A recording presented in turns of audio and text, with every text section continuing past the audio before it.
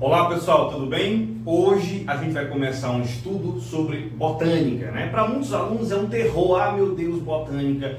Mas tem muitos nomes, é claro, né? A botânica tem muitas classificações, muitos nomes, muitas estruturas novas, porém não é um assunto difícil, tá? É um assunto bastante importante. Se você souber estudar direitinho, fazer o teu esquema aí, tirar os prints do quadro, tenho certeza que não vai ser nenhum problema para você, tá bom? Então vamos aqui para o início. Bom, a gente vai estar estudando aqui na botânica o chamado reino vegetal, que pode aparecer também em alguns livros, alguns materiais como reino planta ou reino metáfita, tá certo ainda?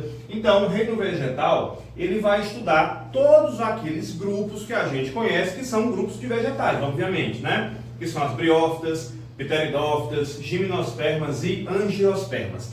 Nessa aula, a gente vai ter uma noção geral de classificação. Isso é uma aula introdutória a esse assunto de botânica. Então vamos lá. Características gerais das plantas. Primeiro, todas elas apresentam como uma característica primitiva, uma característica base, apresentar um embrião, tá? Mas eu queria só te lembrar o seguinte: esse embrião, ele vai ser um embrião maciço, tá certo? E um embrião que é nutrido pelo organismo, vou até abreviar aqui para caber, tá? Materno, tá? Ele vai ser nutrido pelo organismo materno. Ele vai ter aquilo que a gente chama de matro, que vem de mãe, trofia, que vem de nutrição, de energia, tá certo? Então, essa é uma característica típica deles. No caso, as algas, por exemplo, não são embriófitas, portanto, não podem fazer parte do grupo. Por que eu estou falando isso? Porque antigamente as algas estavam dentro do reino vegetal, mas algumas normas de classificação, né, em congressos internacionais, eles acharam melhor não ter, tá? As algas, tá? Baseado em classificações, lógico, não é só achar melhor que eu quero, não. Tá bom? Então, algumas classificações, como por exemplo, elas não têm esse embrião maciço nutrido, né, pelo organismo materno, e também algumas algas são unicelulares. E aí vem logo uma outra característica importante do reino vegetal, é que eles são o quê? Pluricelulares, ok? Bom, obviamente todas as plantas são clorofiladas, tem clorofila A e B, né? Essa clorofila é o pigmento que vai fazer a captação da energia solar para que haja, obviamente, aí a fotossíntese, né? Que é a fonte de energia, no caso vai ser o sol. Então, se elas são clorofiladas, obviamente elas são o quê? Fotossintetizantes. Então, elas vão realizar também o processo de fotossíntese. Uma outra coisa importante, elas apresentam o amido como reserva, tá? A reserva energética, no caso dessas plantas, é o polissacarídeo amido, que fica armazenado em raízes, caules, até folhas também, tá ok? Bom, elas vão apresentar nas suas células uma parede celular, tá? Mas aí a grande característica exclusiva dessas plantas é que toda essa parede celular, ela vai ser composta por celulose. Então, todas as células vegetais tem a sua parede celular e essa parede vai ser composta por celulose. Anota aí, tá bom? Elas apresentam também vacúolos, tá? A gente observa nas células vegetais aquele chamado vacúolo de suco celular, que faz, né, o controle do equilíbrio osmótico da célula vegetal. Então, essa estrutura está presente nas plantas e os plastídeos, né, os plastos, que podem armazenar diversas substâncias para a planta. A gente já viu isso aí numa aula aqui no nosso canal de citologia, tá? Então, esses plastídeos aqui no caso, nas regiões em que esses plastídeos recebem luz, né? Porque, obviamente, nem todas as partes da planta fazem fotossíntese, nem todas as partes da planta, elas recebem luz. E naquelas partes que recebem, aparecem aqui os chamados cloroplastos, tá? Cloroplastos, que vão ser a sede do processo de fotossíntese, ok? E, obviamente, armazenam as clorofilas A e B desse processo.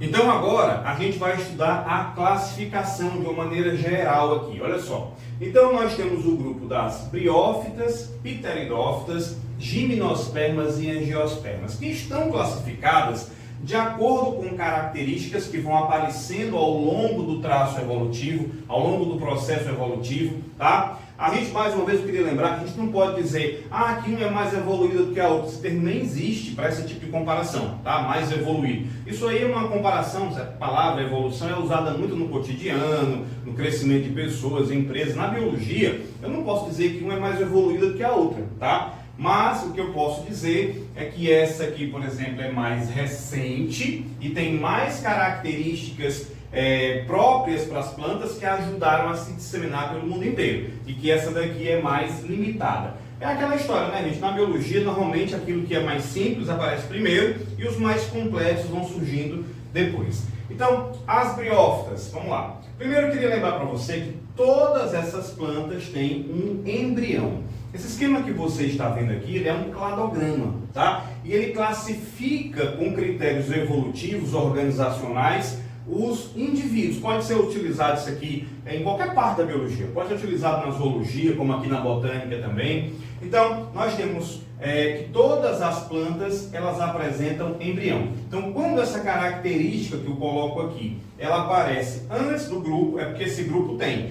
E todos os outros grupos também terão essa característica. Então, quem é que vai ter embrião? Todas elas, briófitas, pteridófitas, gimnospermas e angiospermas, tá certo? Bom, só que as briófitas, elas são plantas, como a gente vai estudar cada grupo desses separado, mas eu vou logo te adiantar que elas são avasculares, né? Elas não têm vaso de condução.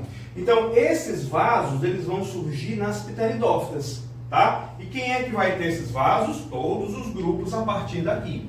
Então, as pteridófitas, aqui você vai encontrar, por exemplo, as samambaias, né? Nesse grupo aqui você vai encontrar os musgos, note que há uma diferença muito grande de uma coisa para outra. As briófitas, pelo fato de não terem vasos, são pequenininhas, né? Como um musgo, tá? E as pteridófitas já são maiores, como por exemplo a samambaia, ok? Então, surgimento dos vasos condutores, tá ok?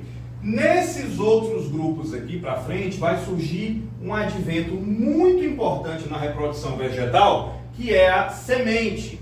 Então nós temos aqui as gimnospermas, espermas, que quer dizer o que? Semente nua, e nós temos as angiospermas, tá? Que vai ter uma estrutura de revestimento da sua semente. Semente essa que foi uma coisa fundamental para que as plantas pudessem se desenvolver no ambiente terrestre, tá ok? Bom, aí nós temos essa característica diferencial. Gimnospermas e angiospermas apresentam sementes. Por isso, ó, eu coloquei esse esqueminha aqui para te dizer que elas são o quê? Espermatófitas. Fita quer dizer vegetal ou planta, né? E esperma, semente. São as plantas que têm semente, tá ok? E eu coloquei essa outra classificaçãozinha aqui, ó, traqueófitas.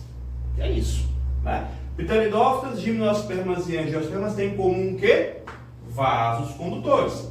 Então, traqueófitas são aquelas plantas que apresentam os vasos de condução, né? Esses vasos que a gente vai ouvir esse termo aqui várias vezes ao longo do processo, xilema e floema, tá ok? Xilema são os vasos de condução de seiva bruta e o floema os vasos de condução da seiva elaborada, a seiva que a planta produz, tá ok? Então, as angiospermas finalmente vão apresentar as flores, né, as flores que nós conhecemos, com pétalas, sépalas, com odor, né, específico, para atrair os agentes polinizadores, tá bom? Com colorido, bonito. Flores que são órgãos de reprodução, como a gente vai ver, altamente especializados. E também os frutos, quer dizer, aquela semente agora que você viu, que você conhece, ela não está sozinha, ela está protegida aqui por uma estrutura, né, que vai ser um fruto, que vai ser atrativo para os animais, por exemplo, para que eles venham, comam aquele fruto e espalhem aquela semente aí,